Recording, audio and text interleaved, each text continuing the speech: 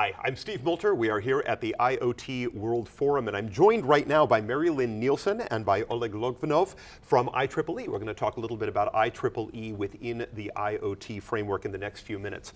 So, Lynne Nielsen has worked in the standards field for over 25 years now, supporting the creation of industry consensus at the IEEE Standards Association.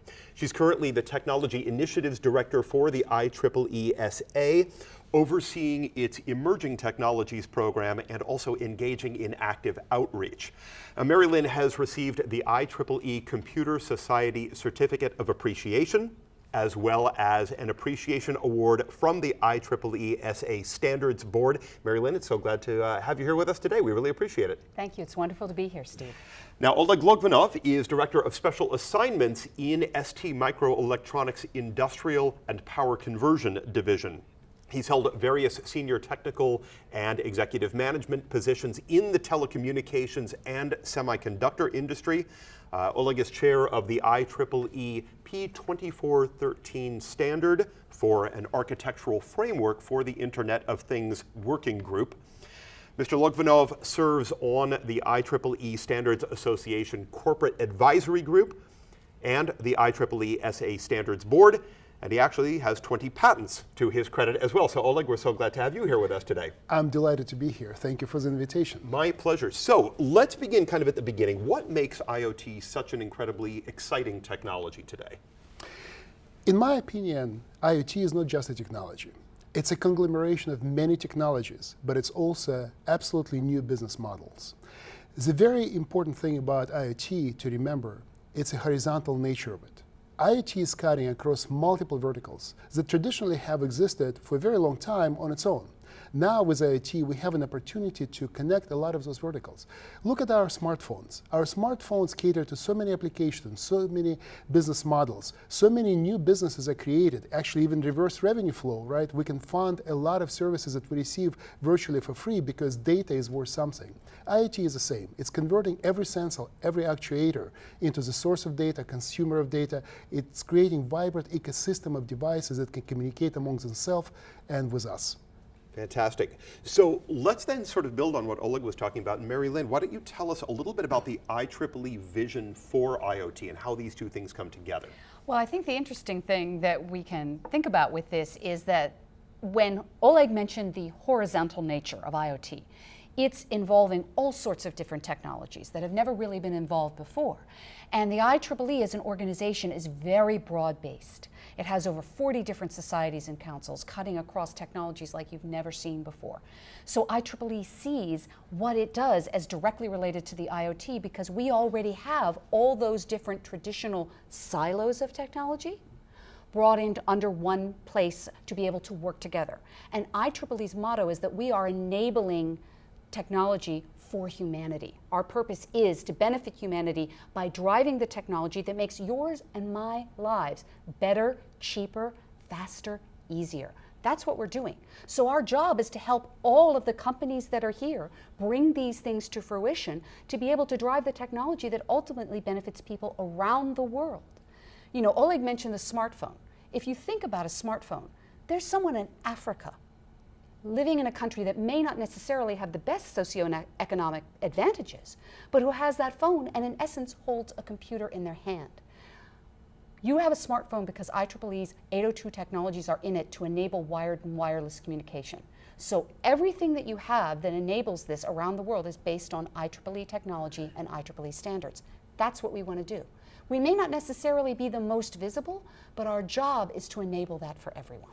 Very, very good. But actually, I would like to add to what Lynne said. Sure. We're trying to become more visible. And with our activities under the Corporate Advisory Group, we started a very interesting program where we're addressing actually the connectivity, not among the devices, but connectivity among technology silos.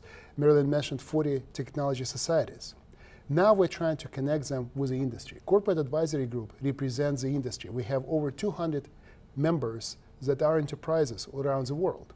And we're trying to create the environment that was the birth of architectural framework for Internet of Things standard, where technology can meet science, academia, where we can meet growing population of young engineers and fold it all together to create the standards that actually leaps us forward and grows the Internet of Things So this is expansive. This is not. This is something that really is limitless. It's just as far as you want to take it within the industry is going to follow.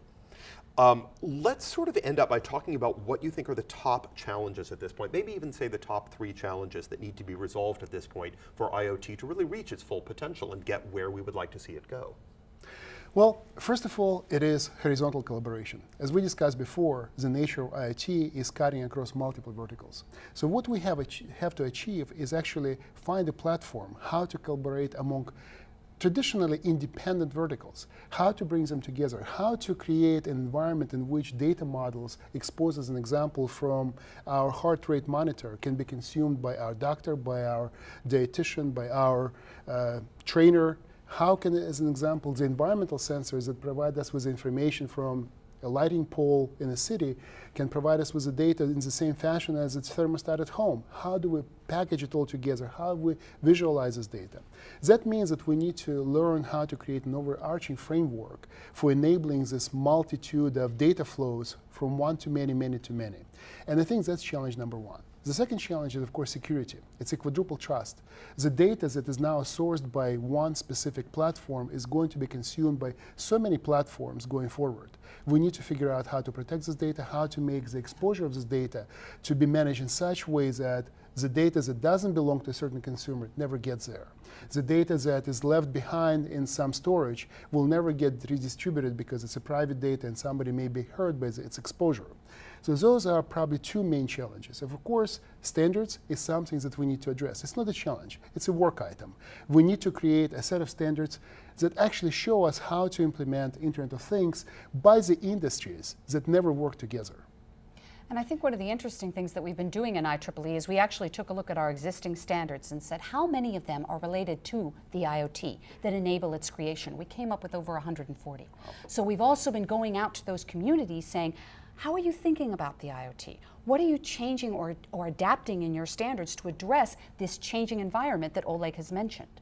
And that is one part of what we do. As well, the IEEE has a full-blown program that crosses all the elements of IEEE, beyond just standards. It involves our conferences and our publications and our educational programs that we have. And we're coordinating all this activity to be able to bring a unified piece of information, a unified methodology out to industry that they can take advantage of for the many needs that we have. Because it's not just creating the projects, but how do we educate people about it? How do we educate the next generation about it? How do we go ahead and involve academia that's on that cutting edge of research and bring them in and build that better connection? All of that is something that we're working to enable. And I think if I'd mention one more challenge, I think another one is actually identity. Because many times when we have this approach, everybody thinks of you in a certain way, but the reality is all of us have different identities. Who we are at work might not be who we are at home, or the activities we have as hobbies or recreational. And yet, if we're connecting all of our devices, how does your smartphone know when your work persona is on versus your home persona versus your hobby persona? All of these things also have to be addressed because there may be elements that you want to share and not want to share.